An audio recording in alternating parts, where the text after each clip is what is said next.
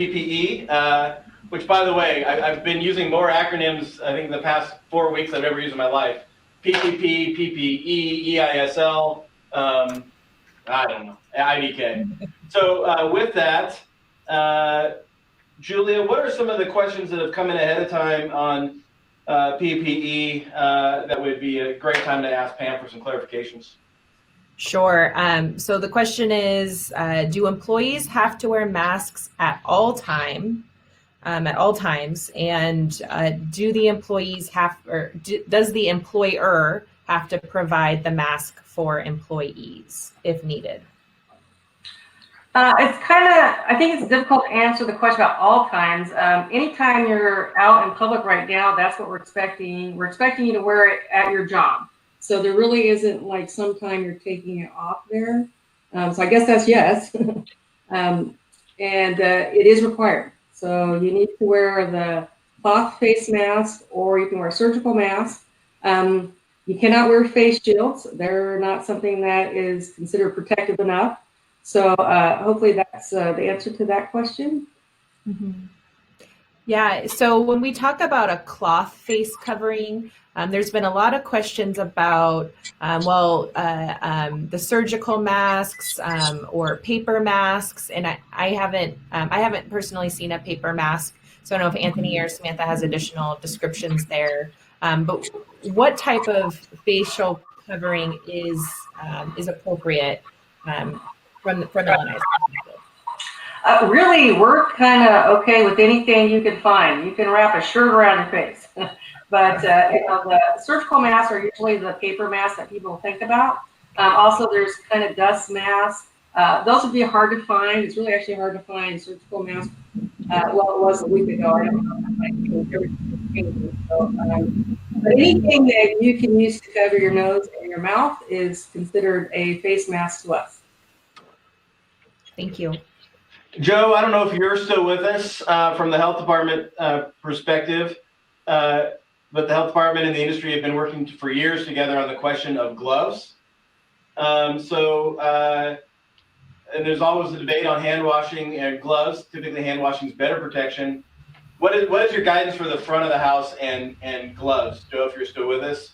Yeah, I'm still here. And should gloves be worn in the front of the house? Okay. So I'm going to answer. Pam and I spoke about this earlier today, actually, because I know there's a little differing guidance out there. From the food safety perspective is where we're coming from. And then gloves, disposable single-use gloves, are required to keep bare hands off of ready-to-eat foods. So that's the book answer. And that's the purpose of gloves in the food rule. There are some employee protection that has been added for the phases that we're in right now with this pandemic, and that is from the employee safety standpoint, and those are L&I requirements. And so I will let Pam speak a little bit more on that. But again, from our perspective, we're looking at food workers, making sure they protect the ready-to-eat food from germs on the hands, and that's when a single-use glove or utensil. Again, we're not a big proponent of all gloves from our perspective, and we're not a proponent of gloves for taking out the garbage, for washing dishes. Those can be like, the kind of the Playtex kind of gloves, the non-disposable ones. But we want to reduce waste is one of the goals too, in addition to protecting the food. But that being said, there are some employee protection needs during a pandemic that differ. And so Pam can speak to that, kind of the phase 2 and maybe future phase requirements on gloves for front of the house employees. She can speak to that a little bit more. Pam? Okay. So we did talk earlier, Joe. My opinions changed since then. We're not expecting, really, we're thinking about restaurants being kind of low risk when it comes to contact COVID-19. So you're not required to wear gloves unless you're doing the food handling. What you are required, though, is to have a plan in place on how you're going to wash your hands. And so a lot of, there is a safety plan you're going to be putting in place for the COVID-19 to go along with your accident prevention program. And in part of that, you're going to need to you're going to need to figure out how you're going to have your employees washing their hands after they have contact with the dishes and that kind of thing. So really, it's not, we're not going to require you to wear gloves, but we are going to have you have a way to continually be washing your hands after you touch surfaces. So if I can summarize what I heard the two of you say, at the end of the day, we want to protect our employees and we want to protect our guests. And so between really active hand washing and gloves, pick the path that's going to most protect your employees and your guests in the front of the house. Is that a fair summary of those two conversations at this point in time? Yes, I say so. Okay. So Anthony, I think adding on to that, when an employee is taking payment or a credit card or handing someone a pen to sign their bill, they don't need to be wearing gloves, but they would need to be washing their hands after each sort of touch or interaction there. So it would That's be correct. up to the establishment and the employee to decide what would be more effective, washing hands in between each of that or switching gloves. Is that accurate? The thing with gloves, the thing with gloves, and Joe would talk about this also, is that they can just be as contaminated as your hands. So the most effective practice is after you're done with a customer or a table or however you guys think about it, once you're completely done with that, then you're going to wash your hands before you do your next interaction. That's how I would do it. You can have where, there could be some hand sanitizer in between, like when you're dealing with one table and you brought the pin out and you had to go get something else, you came back and you're just going to do a hand sanitizer, you could do that. But after the whole process, before you were to move to the next customer or the next event or a thing you're going to do, you'd want to have them wash their hands. So there's a lot of hand washing going to be happening. We're used to that.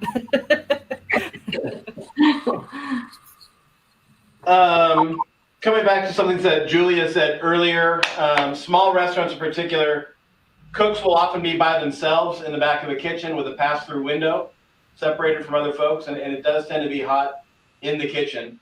If a cook is isolated in the kitchen with a pass-through window, are they okay to not be wearing a mask in that area? I'm not sure. I would say, to err on the side of caution, you'd want them to wear those masks, even though it gets hot in there. But I can come back to you with a more clear answer. Thank you, Pam. Sam, what else has come up in the chat room that around PPE that people would like to know about? Yeah, I think just to tag team onto your question, Anthony, there's been a lot of chat about concerns for cooks who are working over the grill and it being very hot to wear the mask and how employee safety falls into that. So extra feedback on that would be fantastic.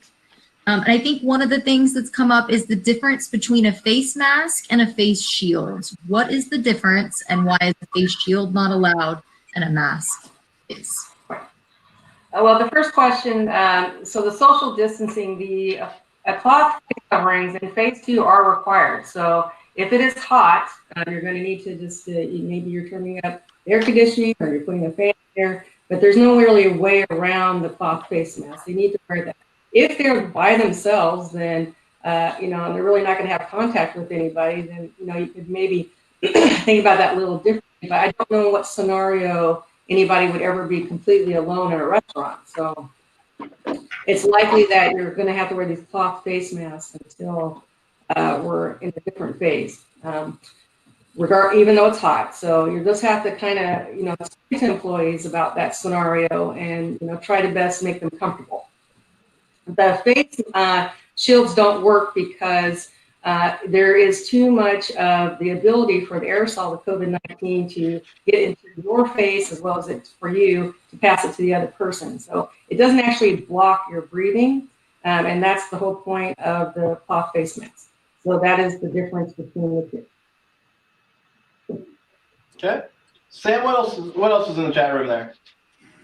I think another question is around clarification. Is the employee supposed to bring their PPE equipment or is the employer required to give that? The employer is completely required to provide all the PPE. So employees do not bring their own. They don't buy it. It is all up to the employer, and that's a requirement for all personal protective equipment from now on. A follow-up on that one. Some employees have wanted to wear gaiters or other face things that are their own. If an employer is supplying it, but an employee wants to bring their own, is that still okay?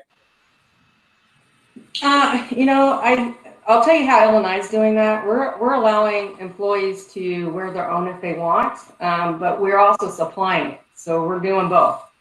This way, you know that you've given that employee all the required PPE that you feel is appropriate for them. And if they do want to wear something different, and you're okay with it, that you can allow that. But it's kind of the requirement really is for the employer to provide it. So it's not a hard and fast rule on that one right there, other than you've got to provide it. So if they want to wear it. We thought we'd never live in a world with designer face masks. Just tells me the time we're in that we've seen battery-powered face masks and college logoed face masks and Rolling Stone face masks. It's just, and I know people are actually taking pride in their face masks, which is, I never thought I'd live in this world, Pam. I can't even begin to explain it. Another part of that also real quick is you don't, if you say they can wear whatever they want, you're going to have to talk to them about, not wearing something inappropriate too. So that's probably fair. Sam, what else have we seen in the chat room that would be good to help our members clarify? How are these new regulations going to be enforced through Illinois?